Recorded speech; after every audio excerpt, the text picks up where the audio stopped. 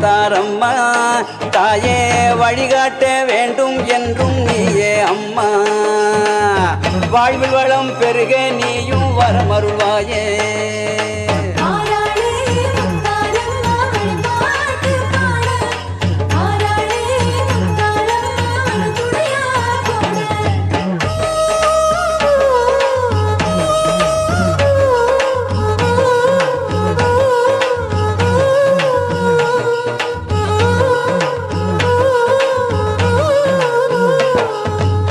திருவிளக்கை ஏற்றி வச்சு திருவருளை வேண்டுகின்றோம். அருள்மயமாய் விளங்குகின்ற முத்தாரம்மா. இந்த அகிலத்தைய காத்தருளும் முத்தாரம்மா. உனது அலங்காரம் கண்டா நெஞ்சம் குளிருதம்மா.